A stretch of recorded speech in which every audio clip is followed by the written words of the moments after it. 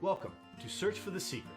I'm your host, Brian B. Lux Luxemburger, and here's my co-host, Steve Dig 'em Up Owen. Hey, what's up? So Steve, have you ever heard of The Secret, A Treasure Hunt by Byron Preiss? No, I haven't. That's okay. I'm sure many of our audience members today have not, and maybe some have. Now, I picked this up something today, a magic car. Check this baby out. Wow, looks like a DeLorean to me. What do you think, we got Daddy Gates money? While it doesn't take us through time, it will take us to where we need to go. Are you ready? I'm ready. You guys ready?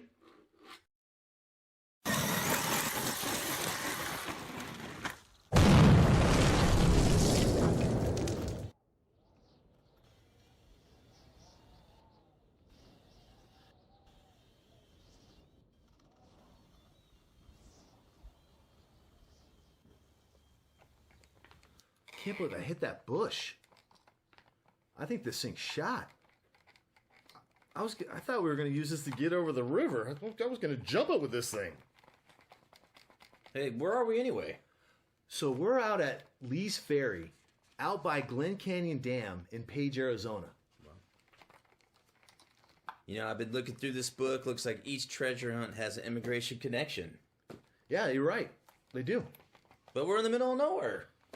What does that place have to do with immigration? Well, I tell you what. You come up with a solution to get us across the river. I'll explain what Glen Canyon Dam has to do with immigration. Let's talk a bit about The Secret, A Treasure Hunt by Byron Preiss, a book publisher who in the early 80s partnered with a world-renowned artist as well as writers who put together a combination of images and verses, and with that went around and buried 12 different plexiglass boxes, including inside of those 12 ceramic casks that included keys that can be turned in for a corresponding jewel for that particular story and image. Now, 3 of those casks have been found and turned in for their jewel, but there's 9 still left. Now, we're going to be focusing on image 1 today. And this is the one that we believe is the match for Glen Canyon Dam.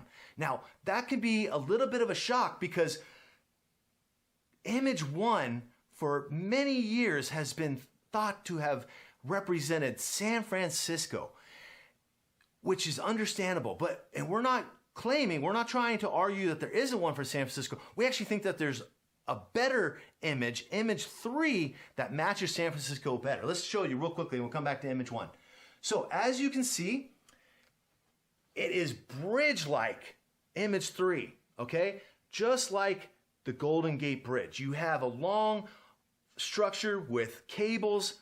Look at that, it's golden. First of all, Golden Gate Bridge. All right. Check this out real quickly before we move on. This right here, this connection right here, and this loop, this arch right here, the same arch as you have right there. Pretty amazing, huh? One more quick image of 3 so you can see San Francisco connection. Check this out, the coastline. Right up here, you got the bridge connection. All right, you have the Welcome Center connection right here. You come on down the coastline and look at that. You got that connection right there. Amazing. All right, so let's go back to image 1, what we're focused on today, which is Glen Canyon and image 1. Now, why do we think this is connected to image 1? Let's really quick, there's a pearl right here, okay? So this connects to a particular story, which is Far From Cathay, the Dragon's Pearl, chased perfect as the silver moon. All right, now this is important. It's important to understand Cathay. Why is he connecting what is essentially a European term for northern China? Well, think about where we are. Well, northern and southern China are separated by the Yangtze River, okay? In Glen Canyon, we have the northern western states and the southern western states that have the Colorado River, but you also have this dam that was built to help manage the rights of the northern states and the southern western states of their water management rights. Now, okay, Now let's move on. Let's talk about the characters that he provides from China, specifically down here.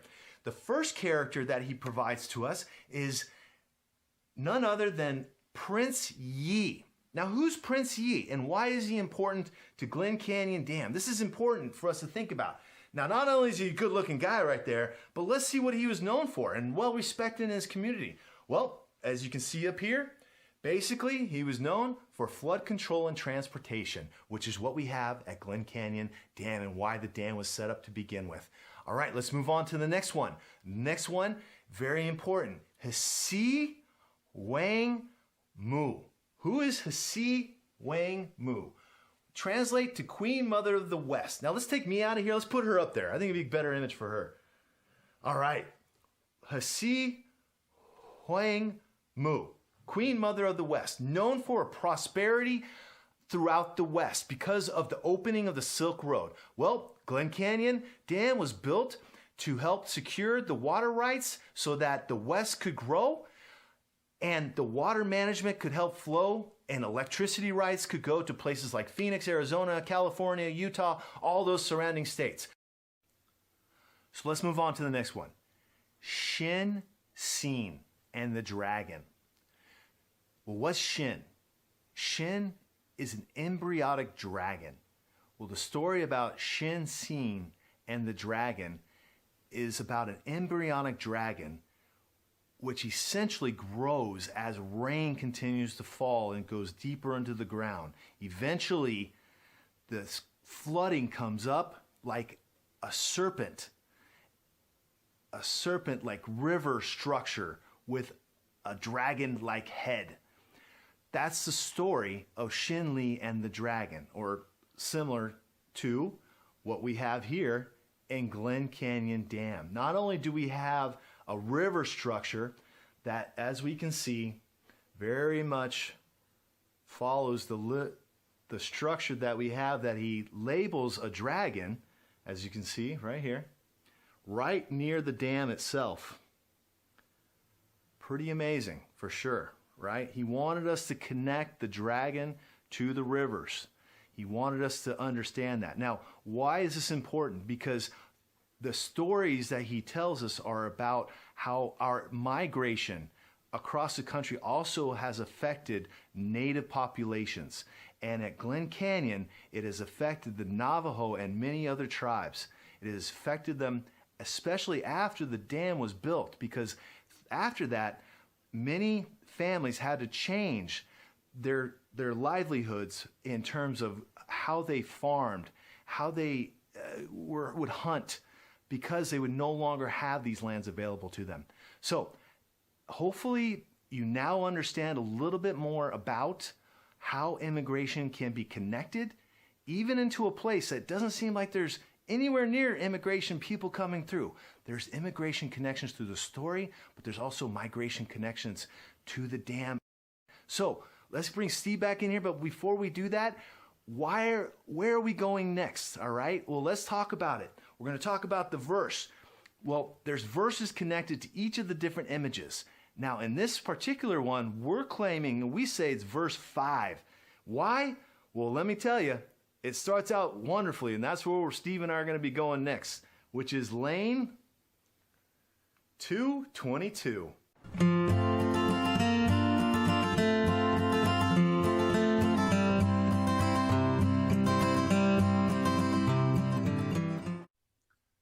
So Steve, we still have a distance to go, and we have to think about dinner. Are we packed? Are we ready to go? Yeah, you know what? I think we are. Check this out. Oh, good. Good job, man. Very good. You know what? I found this quote in the story. A quote in the story? What is it? Rivers that had once fords were dammed by concrete walls. That is an amazing connection to the Glen Canyon Dam, Steve. Great job. Way to find that.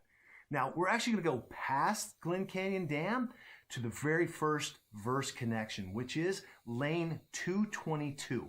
So what's out at Glen Canyon Dam area that represents lane 222? Check this out. This is the dam right here, and right up by the dam is an old Indian route, 222, which starts from here and heads up to the river. Now, how do we know for sure that he connected this particular lane 222 to the imagery and to this story? Well, right down here is the Navajo generating station, and this is how he connected it in the actual image. Check this out. Not only did he connect these small little square buildings at the bottom, but look, they're right at the right place, right underneath these smokestacks right here. Pretty Check cool. this out. I can see the smoke coming out the smokestack. Oh, right now. here. Yeah, Check that's that good. Yeah, smokestacks. Smoke coming out of smokestacks, right? Very good. Good eye. Now, we're going to go past that, and we're going to end up camping at a national monument tonight. But my only concern is we still got to get across that river. Any ideas how we're going to do that? Actually, you know what? I have a great idea. All right. Check this out. Oh, not bad, not bad. Good idea. But the river is strong. It's going to push us miles down. We're going to have to hike that back up. Do you have any thought how we're going to go up the river? Actually, I do. Check this out. This might help us out.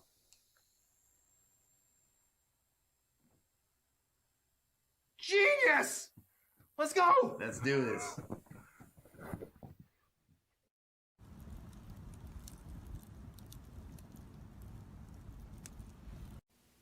While Steve cooks up a campfire meal under this beautiful night sky, I'm going to take you through some Image 1 connections to the Glen Canyon National Recreation Area. Now, the first one we're going to go through is one where we just left off at Lee's Ferry. As you can see, this is called Cathedral Rock.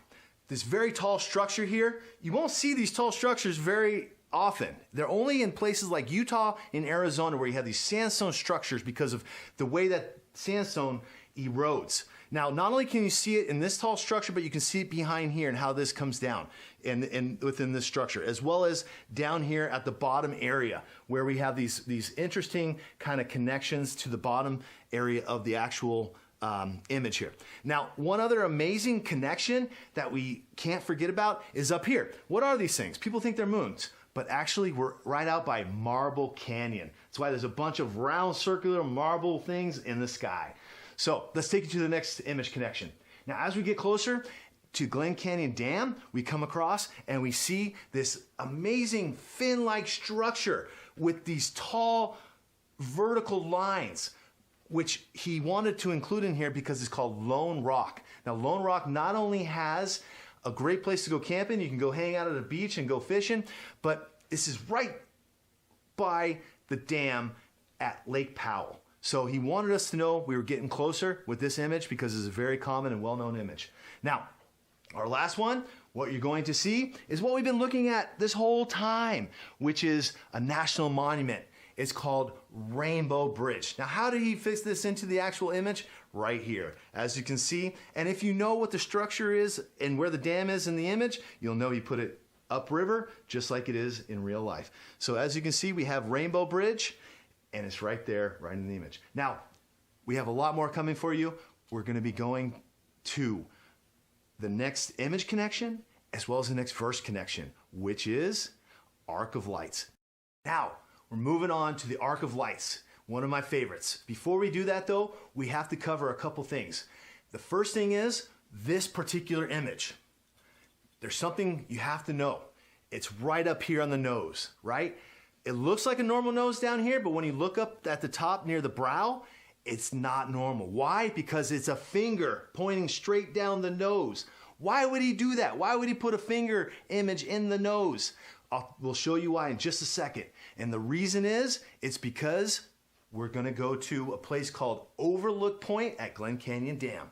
Now look what imagery connections we have. Not only the river flowing, but also the outflow of each of the water jets right there. You can see coming out of the dam. Plus you have the dam imagery right here, as well as the pearl with the shadow, telling us, as you know in The Secret, the most important thing is to follow the shadows. So here, what's the Arc of Lights? First you had to tell us where we should go to find the Arc of Lights. Now we want to first thank the photographer, Anthony, who caught this, who has some special connections to the dam.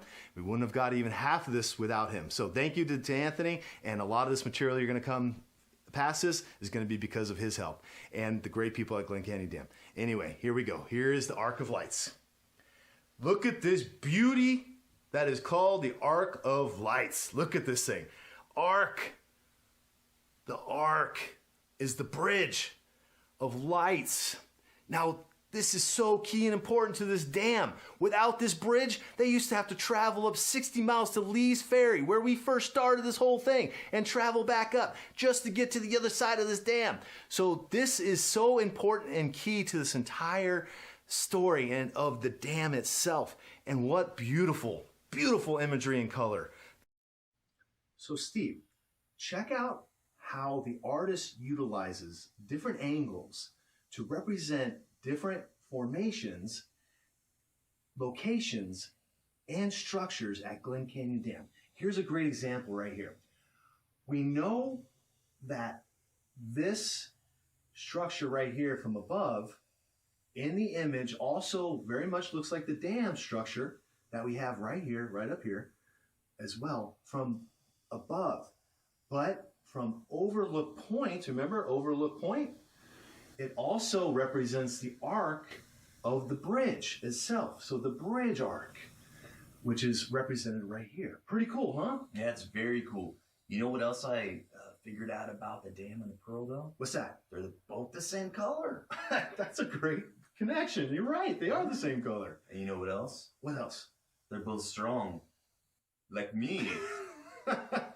All right, put away the guns. But you make a great point, Steve. They both are the same color, and they're both strong.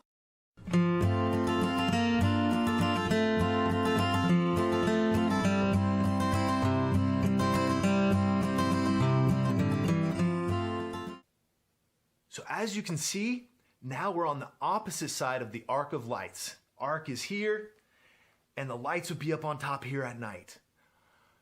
Now the dam is behind us, and that's where we're going to take to you next.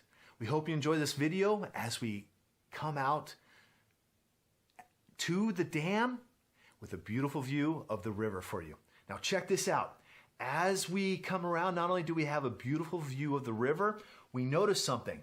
Weight and roots extended together save the sight of granite walls, all right? Weight is the concrete of the dam. Okay, and as we continue on, you'll see the roots extended. Right here, the concrete of the dam actually extends into the sandstone hill structure right next to them. Now, that's one wordplay for roots extended. There's also some more fun because as you can see, sandstone allows for vegetation to come through the sandstone right next to the dam. This is the dam structure right here and the concrete, okay? And here's actual roots coming out of the sandstone. So get it? Weight and roots extended. But here's the kicker. Help together save the sight of granite walls. Now here's a tricky thing because where are we? We're up at a bunch of sandstone up by Page, Arizona. There's no granite around here. That's why we have to do our homework. And you find out that this specific dam was built not for the surrounding area and to save the surrounding area, but to save specifically Lake Mead area and Hoover Dam because of the sedimentation that was going to grow over about 150, 200 years that was going to eventually ruin Hoover Dam unless they were going to do something about it. So Glen Canyon Dam was set up to help save Hoover Dam. Now what's at Hoover Dam and what's the surrounding rock formations at Hoover and Lake Mead right there? Granite. So help save the site, together save the site of granite walls, which is Lake Mead and Hoover Dam. Now let's continue on. We have so many great connections here. Let's continue with some additional connections that you need to know about for Glen Canyon. Now, he wanted us to know that we had to go through the Carl Hayden Visitor Center. How do we know what we're supposed to look at? Check this out right here. Okay, not only do you have this hill formation right here, as you can see as it goes down, it's right here. And you know what? This is called the Beehive. It's a local's name for this really unique kind of hill structure. It has all these kind of holes in it. They call it the beehive. This right here, as you can tell, is the bridge. It's just the bridge from one view, right? Then we come here. We have the actual dam structure. The dam structure is right in here, and we can find it. As you can see, it's right here. Now, we even have this little bridge structure right here that connects to the dam. It's right up here. Amazing, huh? Look at those connections. Pretty amazing. Now, how do we know for sure this is the Carl Hayden Visitor Center? That's right here, and he's connecting it to right here. Look what happens when we do a close-up of the Carl Hayden Visitor Center. Boom! Look at that. Look at the surrounding. Look how he actually doubles up on the top because it's a thicker top.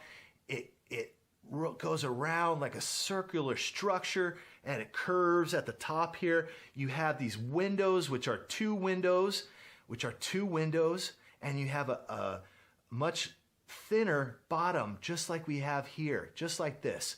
All right, so he's telling us we have to go through the Carl Hayden Visitor Center to get down to where we need to go at the dam. All right, we still have another connection. One more connection, then we're going to go on to the next verse connection.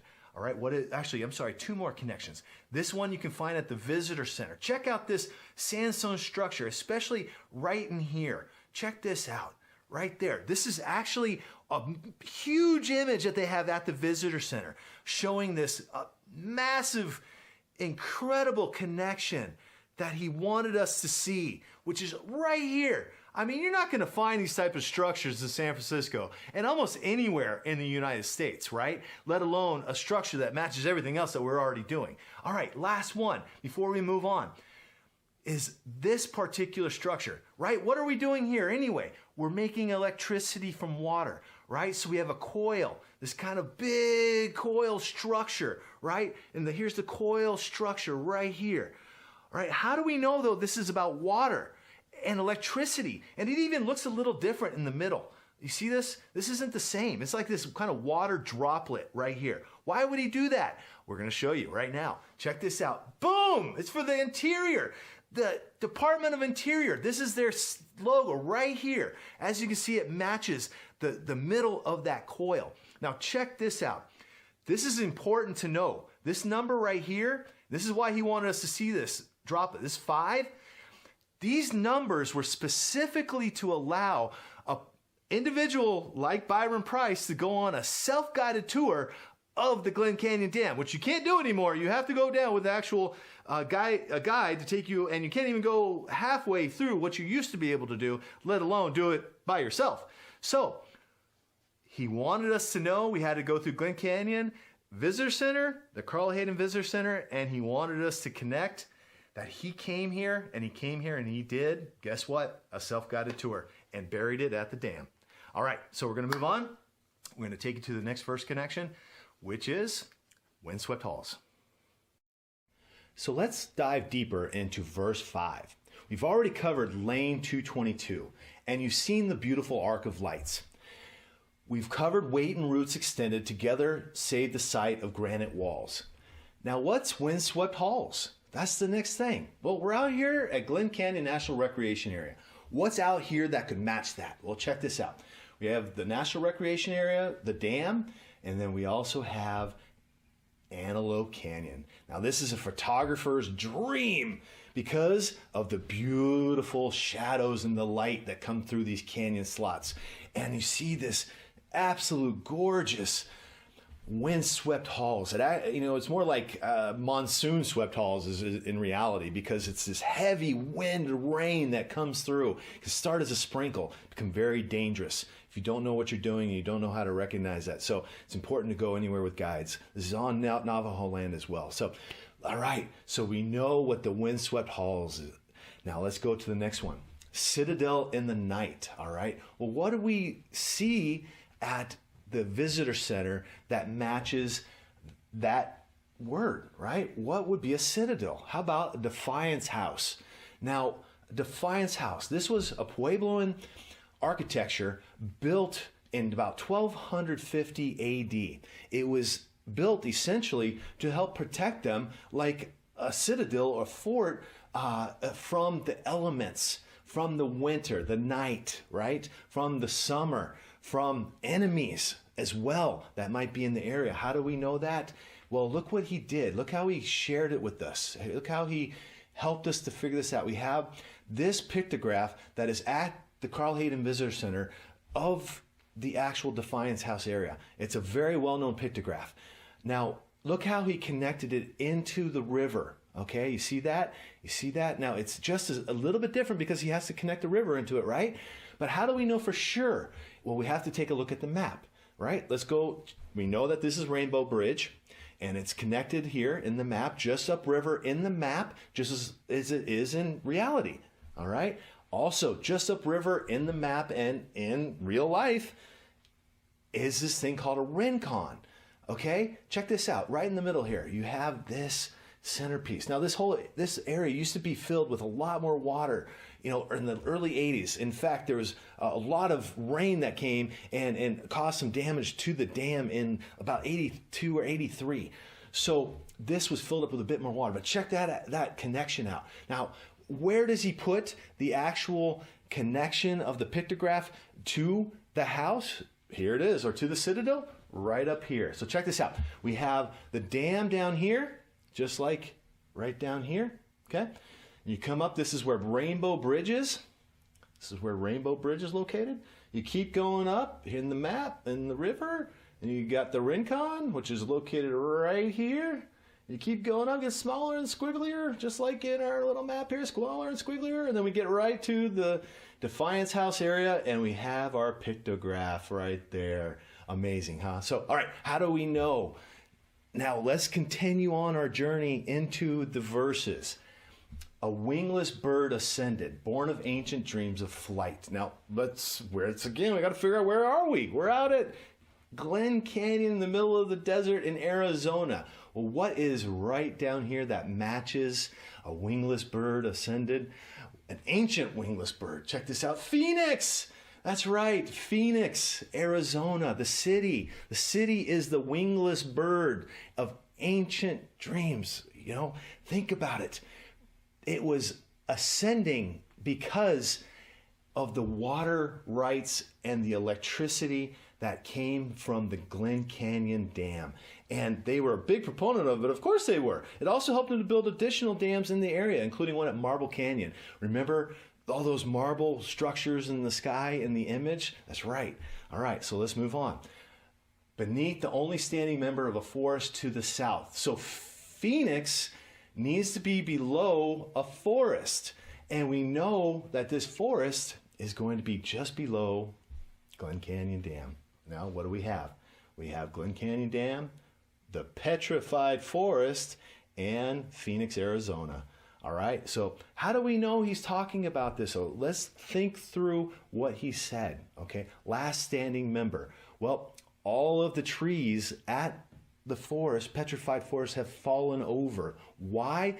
Because the roots have died and the rivers have pushed them into where they finally lay, right? Erosion and the rivers. So what's happening is the representation and the standing member is the national forest, and it's on Apache and Navajo lands as well. So once again, he's taken us to another landmark that's a part of Native Americans.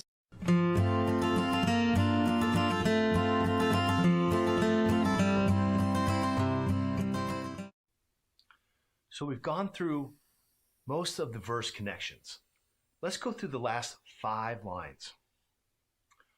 White stone closest at 12 paces from the west side. Get permission to dig out. Well, white stone closest. What do we see, and what does a visitor see as they come down the Carl Hayden Visitor Center, down an elevator, and on top of the dam as you come to the very middle of the dam? Look at what we come across. We come across this view, okay? Take a quick look. So from this view from the top, before you would go down further in another elevator, you have the opportunity to walk the top of the dam. And in the middle, you have this unique connection to the arc of the dam right here. See the arc? and the arc of the dam. Now, white stone closest. Well, there's actually have been a few white stones down there on this grass area. But the closest white stone to the dam is right here. Now, check this out. The pearl has a shadow, and the shadow is pointing directly down to what looks like the arch of the dam, showing us that whatever we're looking for is close to an arch, an arc. See that? All right, let's continue on. Let's take a look at this connection. Now, we've got to thank, once again, the great people at Glen Canyon Dam, because we could not have gotten this angle. As you can see, this up here, this is where visitors would come through as you take that second elevator down. After you went down the Carl Hayden Visitor Center, went down an elevator, come down into the middle of the actual dam, and then you take another elevator to get to this side. Now, this actually takes you into this building where they actually have where they generate the power from the actual water. Pretty crazy, because look at this. The actual clock color inside matches the building color exactly. Also, he has this right here, once again, which matches the entrance. And then look what we have. We have this arch that goes to the outside right here. You see that yellow? Right on the green grass connection as we take it to the outside of the stone. Now look at this. We have the same yellow and the same width as it goes around right into this unique little marker that looks, it's almost like a pea pod or something, that he puts at a unique angle with this very strange kind of vine that matches our angle right like this. Okay, once again, so if we have this as the rock, as our stone, which is a white stone, we'll show it a little closer in just a second. White stone, what's 12 paces to or from the west side? Now let's take a quick look. The west side is this side. Okay, this would be down here, the east. Okay, so this would be north, and then this would be south.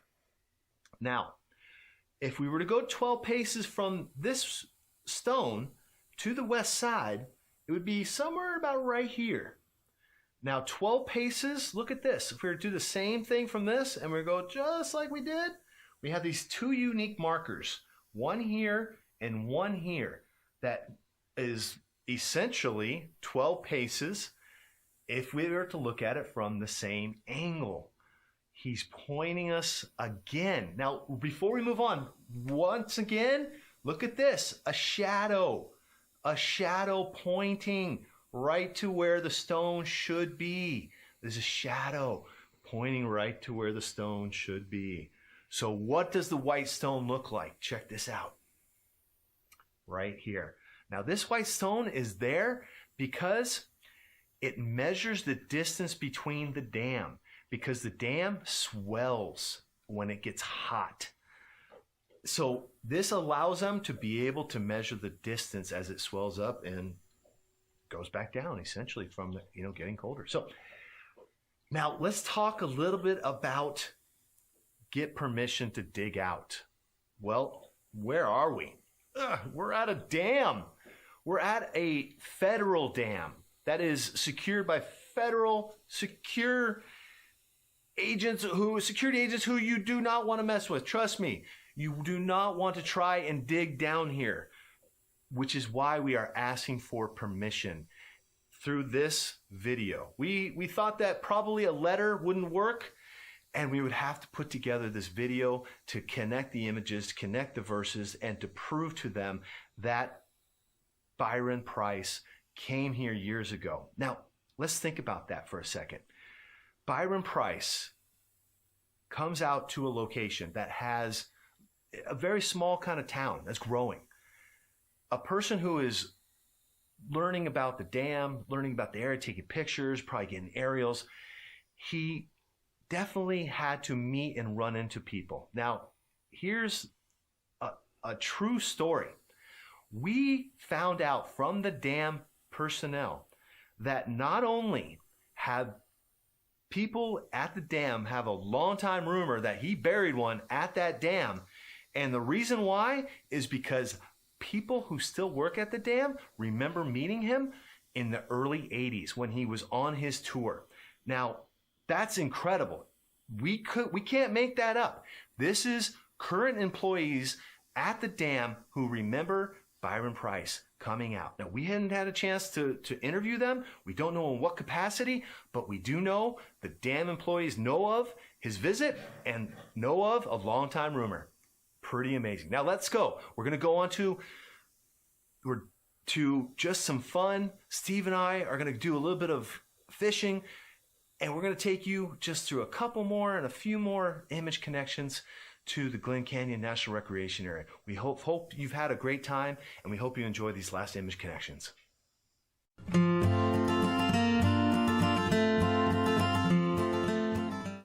So have you had a good time? Great time, man. It's been like in heaven, man. Oh, this place is like heaven.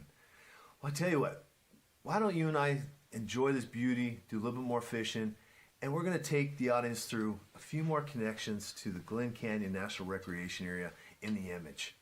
The first one we're going to take him to is this unique rock, and that, especially if you take a look right here, right in the middle, just like it is right here, you have this crack. But in the back of both formations, you have these kind of nipple-like structures. Really interesting. You see them back here and up here. This is right near the dam. Pretty crazy, huh? Yeah. Now, we got some more for sure. Check this out. This was where you and I went and did some fishing. Remember, over at the Chains? That was great. Now, a lot of these different formation, kind of like sandstone structured looking things, they're all over the place here in Glen Canyon. This particular one is right by the dam though, and it's really cool because it's got this, the way this kind of goes in direction is the same as this one right here. And I really do believe that Byron saw this because it's right down from the dam in a beautiful spot where you can get some great fishing in and you can see the dam and get some good pictures. Now, what else do we have here? We also have this, which is coming from the same hike that we took on the Chains, and you can take to the Hanging Garden. This is, as you can see, right in this area right here, it's got the great connection, just like it does right up here. But it goes all the way up, just like this one does, and then it brings it all the way down. And this is right by the dam on the Hanging Garden or the Chains hike, whichever one you decide to go to. Both are incredible for sure. Now, check out this at the dam, this turbine. Look at this turbine that we have here, that we found an old image from the dam at the visitor center. The turbine just makes what he used for a table. He just flipped it on over. As you can see, it makes the perfect little table as he fit into the imagery. Now, what's next? Well, pretty cool stuff, huh? Very cool. We're continuing on. This is at Bryce Canyon area, okay? Now, this is interesting. Now, we're going to get closer to this, and we're going to look at two things. We're going to look at this first, this area right of this little bump, and this flaky little thing right here, and then right after that, we're going to take a look at what this door is. This door threw us off for a bit, but the first thing is at Bryce Canyon. Check this out. See this right up here and how it connects perfectly with that little bump, and also the little flake we got right there, and the little flake, and then you see how he put the door,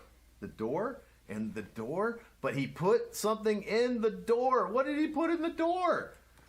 Very simple. He put our image and our view from the dam. As we're at the top of the dam looking down, you just flip this, but basically he makes this perfect L, as you can see, the L, and the L of the actual imagery is how he makes the door. Now, take a look real quickly before we move on here. I want you to look something, how he connects this part right here. See, he connects it right up here. It makes it almost look like there's almost like a little cross in this, but it's not. What it is he's adding in this piece into the dam, and you also have the L structure of the actual.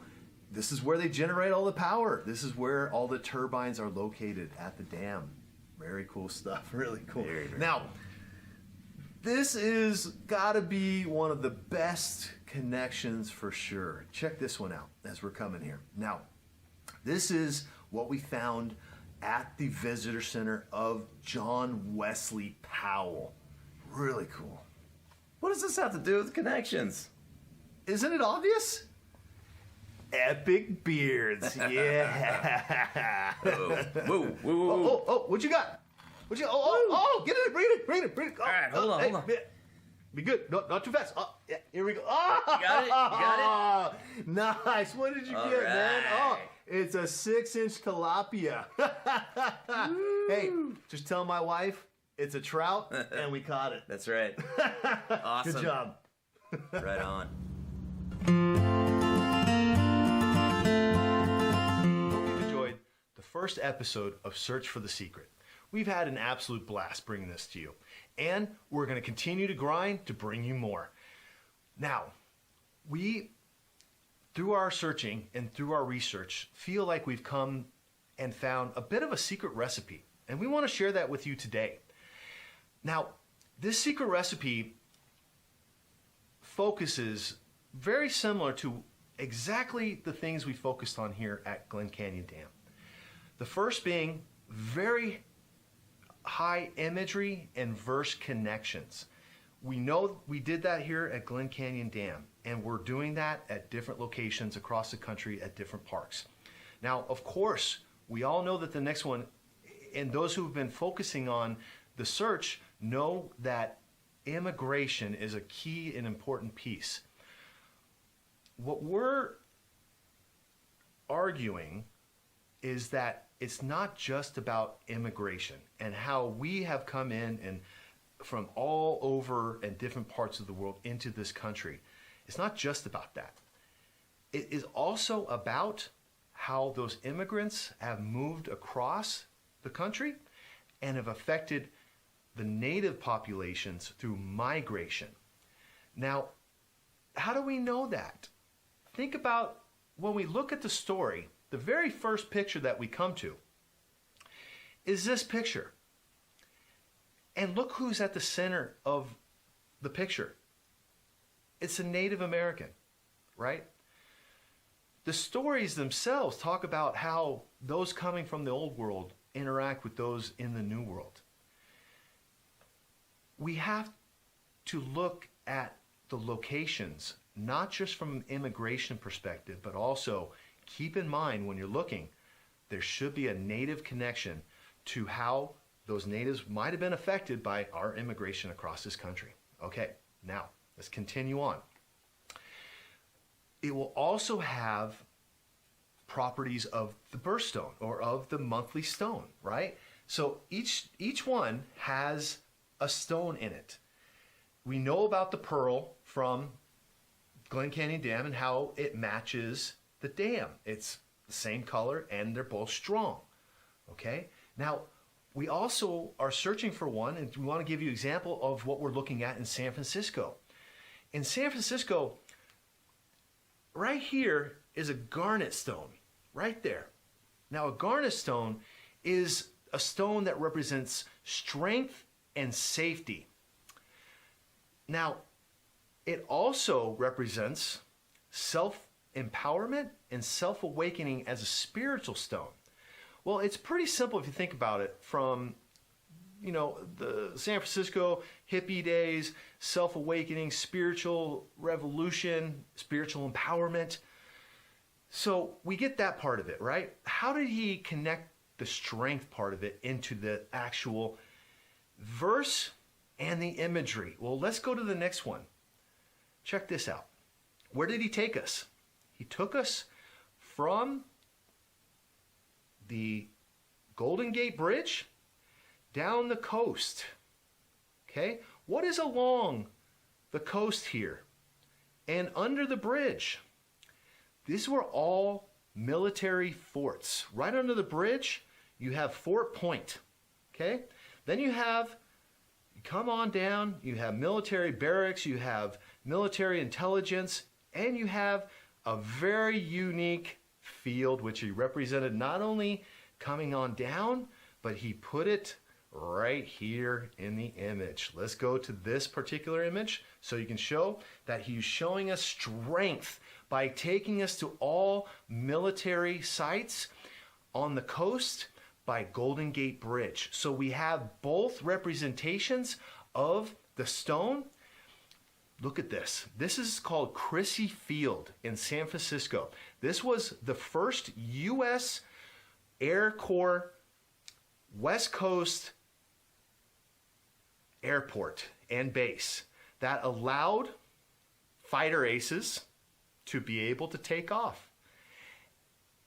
And you can really see the connection down here in the swamp area, as you can see right up in here. So he took us through San Francisco along a path of strength, and where he ended up really matches the self-empowerment spiritual side of it. In fact, there's fairies and everything. It's beautiful. Can't wait to bring that one to you. Now, we're working hard on that one as well as some others. Let's take you through some others that we're going through right now. Okay, this one. Now, a lot of people have thought this was in Florida on the other side of the coast. Well, we're arguing it's actually in a very high altitude. Before we move on to the next one, I just want to point something out. See these flowers right here? Take a look and do a little bit of exploring and research on your own and look up something called purple alpine daisies. They only grow in high altitude. And look at this. We have a big old rock formation and a Spanish conquistador on top. What in the world would that represent? Okay, well, we're not going to go into too much detail about that today because we have a lot more to share, and we're going to be making some of these, but we just want to show a little bit of proof that there's a good chance it's not on the East Coast, that it's more on the West. Look at this. Not only is the conquistador sitting on an S, I mean, that's the saddle right here. The saddle has it's partially see-through. Why would he partially see through it? Okay, that's a big S he's sitting on. And he's facing west. The horse and the conquistador are facing west if that's a south. Now, that's just one little thing. Check this next thing out. Now, remember Spanish did what? They came to the West Coast, and especially down in Baja and along the coast, there's missions all up and down where the Spanish were. Pretty cool, huh? How he snuck that little map in there, flipped it around, and you couldn't even notice that he snuck in the entire West Coast from Washington all the way down to Baja, Mexico. All right, we're going to go on. We're not going to tell you where that one is, but it's a cool place.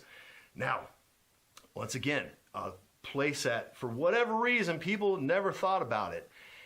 But it really does match a place that is so critical to our immigration and native populations there. In fact, I mean, you can say that it was the very last state ever brought in. And check this out as we go to the next image here. Think about volcanoes, okay? But before we go to that, look at this, okay? What an amazing connection up here to Hawaii and the big, see this, take a look at this. All of these right here, actually, as you can see, he matches the roads. All of these are roads, and they're all leading to a particular place. We're not going to go in there, but think volcano. Pretty cool. Once again, thinking about volcano, look at this. All right. Look how it connects up here. I'm not even going to tell you what volcano this is. All right, but check this out before we move on from Hawaii. Just so you know, it became a part of the U.S. in the early 1900s. In fact, 1900. So look that up as a part of a verse. Might help you. All right, so next, we're getting into this one is so important and beautiful to the immigration and migration story. We cannot wait to share this and the whole story because truly there is a secret buried in here that is the true secret, the secret. When we figured this out, it truly brought a tear to my eye. Has nothing to do with the final spot where you would X marks the spot or anything like that. It literally has everything to do with a buried message that Byron had to hide, because in the early 80s, it probably could have got him death threats. To be serious, it really could have. Even today, it's a possibility, even with the knowledge that we have. We're going to stop there, but the secret is truly beautiful for its day and even to today. Now, where is this? Let's go on to the next one. We believe it's Alaska, all right? Now, we're not going to just leave you with this, but we believe it's actually at a national park area in Alaska that is about right here, right where the pair is pointing to. Okay, now move on to some more Alaska fun stuff. Check this out. Look at the color of the lake. Look at the connection right here to the lake. It's the same color, the same shape. He just hit it in the butterfly wing, okay? Now, continue on. More for Alaska. Well, this looks like a beaver to me, and that looks like salmon as well, right? Alaska has quite a bit of beaver and salmon. So I don't know if there's much beaver out at some of the other locations that people are looking, but salmon and beaver, we pretty much know, are prevalent in Alaska. Now, the last one for Alaska here is this one. I mean, check that out. Those are some cool sunglasses. In fact, those are one of the very first sunglasses ever created by Inuit. And he just snuck it in there just like this. He actually put it in there a couple times in this image. You can find it on some of the shoes as well. But all he's doing is representing ancient Inuit sunglasses. So, we've had so much fun bringing this to you guys, and we're going to continue to bring this to you the best way we can. We ask, if you liked what we've done so far, you like where we're going, you like what we're saying, just share it. That's all we're asking. Give us a like out there. We're doing our best to get this message out to the world because we find it to be absolutely amazing and wonderful and beautiful. Help us tell the story, and we're going to continue to grind to get this done for you. And if we ever get the chance, and whenever we do get the chance, we're going to dig them up. Thank you very much.